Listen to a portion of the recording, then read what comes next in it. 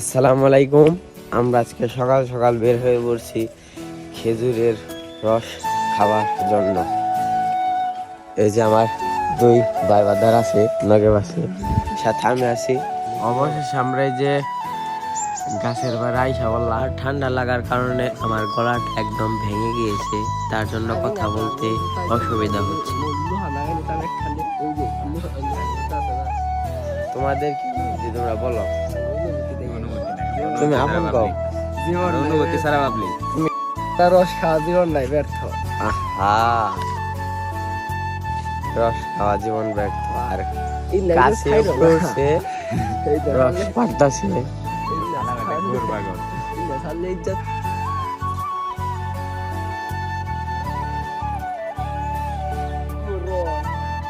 আসল কথা হয়েছে যে আজকে কোনো রসই পড়ে নাই, বেশি পরিমাণ পড়ে নাই, খুব অল্প পরিমাণই পড়ছে।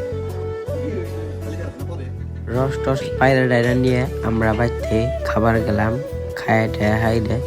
এখন আমরা ভাবলাম কি চক দিয়ে ঘুরে টুরে সরিষা ক্ষেত দেখা যায়, তার মাঝে একটু রস নিয়ে আসলাম। আর হাঁটতে হাঁটতে এই প্রকৃতি সকালবেলাটা উপভোগ করলাম।